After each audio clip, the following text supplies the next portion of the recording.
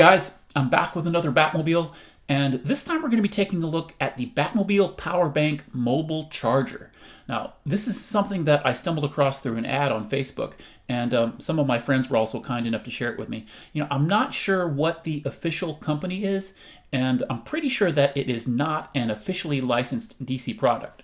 Nevertheless, I am a big fan of the '89 Batmobile, as I'm sure you are too, and I figured if the price wasn't ridiculous, this would make for a unique addition to my Batmobile collection. I'm not sure if the company that I got it from is the manufacturer or the distributor. Like I said, I found it through an ad on Facebook, and I'll leave a link to that site in the description box just in case you decide to pick one up for yourself. So let's check out the packaging. Now, I'm not saying that this is a bootleg item, but I've noticed this with several seemingly unlicensed collectibles on the market. There's this sort of mixing and matching of different source materials. We know that it is the '89 Batmobile inside, so they have a picture of the Keaton Batmobile on the front cover, but there's a picture of the Christian Bale Batman from The Dark Knight, and there's a skyline of Gotham that looks like an image from Batman Begins.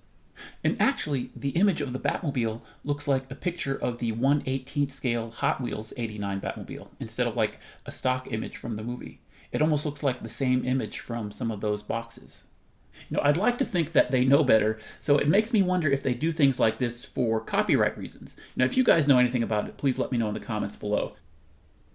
At the top of the box, I believe the translation says Batman Mobile Charger, and then there's a funky animated image of the Batmobile there.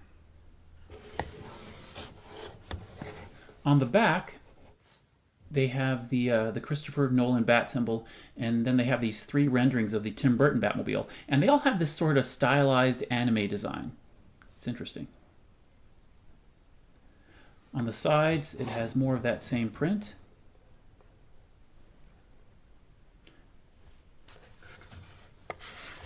Now, this is one of those boxes that has a magnetic lid to keep it sealed. So it just lifts up like that, and inside the Batmobile comes in this black cloth bag. Now, the bag on the inside is cool. Let's pull it out here. It's one of those bags with a drawstring. I guess it's to protect the power charger if you decide to use it on the go. It's not a soft cloth bag. It's not really like a velvet material either, but it seems to be secure enough to protect the Batmobile. And as you get it open, you can just pull the Batmobile out, and here it is. And I think it's a really good looking model of the '89 Batmobile. Now, there are some discrepancies from the original because it is a power bank and not just a straight-up model, but we'll take a closer look at it in a moment and do some of the usual side-by-side comparisons with some other models. Now, the box also comes with a little printout of the directions, and there's another cool anime-like image of the Batmobile. There is an English translation on the inside. I like how this Batmobile has that pointed needle where the turbine should be. It's interesting. Now, the box also comes with a USB power cord for the Batmobile. And it's not a very long cord, but depending on how you use it, I'm sure it will work just fine. There's a port on the back of the Batmobile there where you can just plug it in and charge it up. So before we take a look at the power bank features, let's take a closer look at the model itself. Okay, in my opinion, this is a fantastic looking model of the '89 Batmobile. It's all made out of a very sturdy, hard plastic, which is good because that will protect all of the electronics on the inside. And they got many of the details right, like the sculpting of the silver pipes on the side, those panels there that pop out of the body. The plastic is this matte black color instead of the expected gunmetal color, but it still looks good. And again, all of the details like these ports where the machine guns pop out and the detail around the canopy, the trunk in the back. And these spots are painted silver, but the detail is also sculpted into the mold. And the tires are plastic, and they do actually roll. Then you have these LED lights on the front, and where the turbine is usually found, they added this bat symbol that glows in different colors. And again, we'll take a closer look at that in a moment. The windshield on the canopy or the cockpit, they have a shine to them because they're made out of a slightly different material from the rest of the body. Looks nice. On the back, there are more LED lights, and then there are the 3 ports. Of course, you have the power in the center, and then the 2 USB ports where you actually plug in your mobile device. And you know, it's a really solid model that almost rivals many of the other authorized DC lines of Batmobiles. So let's do a couple of quick side-by-side comparisons so you can check out some of the similarities and some of the differences. Here it is next to the 89 Batmobile by Eaglemoss and the 150 scale by Hot Wheels. They all look really good, but they each have a few differences from one another. Obviously, the big difference on the mobile bank is the front end where it has the light-up bat symbol feature where the turbine should actually be. Despite the minor differences, I think the power bank blends right in with the other models. Now, the body of this Batmobile Mobile Charger is a little over 5 inches or 13 centimeters in length, so it's definitely bigger than something like the Eaglemoss. And again, given the fact that it has a few distinct features because it is a power bank, I think it makes for a unique addition to my collection. Now, let's take a look at all of the power features that come with this mobile charger. Now, the obvious feature that I already mentioned is that the wheels do roll. But, I think it's important to mention because not every model has that feature. Electronically speaking, you have the 2 LED headlights and then that bat symbol that lights up. There are more LED lights on the back. Then, of course, you have the 2 USB ports and the power port. On the bottom of the model, you have this button at the back.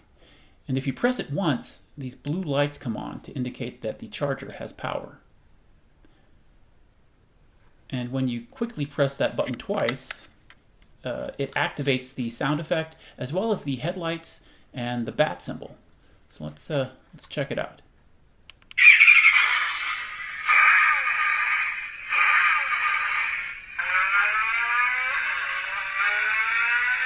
The sound effect is cool,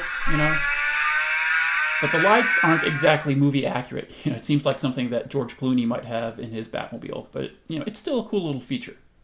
So after the engine stops revving, I believe the lights will stay on indefinitely, but you can turn it off by double-clicking the button again in the back. So, to charge the power bank, you take the cable that they provided, and it just plugs into the back there.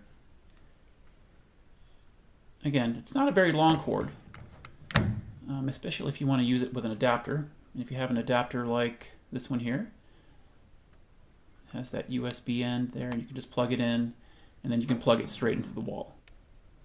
And the cord is on the short side because this is a mobile charger, right? This is all meant to be portable. So you also have the option of plugging it straight into your computer.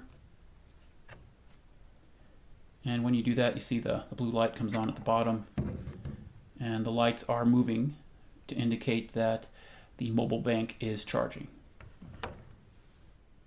And after you charge up the bank, and you've drained your computer of power, you can charge a mobile device by inserting a cord into one of the USB ports on the back. And you can actually charge 2 devices at the same time. So you can take your tablet or your smartphone and plug it in like so, and it seems to work.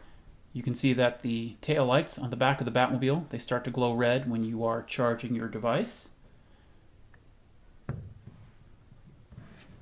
And when you're charging your phone or your iPad, all of the other features still work, like the sound effects and the lights on the front. You just double-click the button on the back.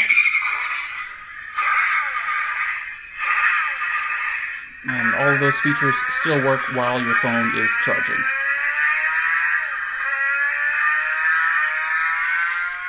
Batmobile is rated a 5-volt 2A charger, so it seems to work just fine with a mobile device like an Android, an iPhone, or even your iPad.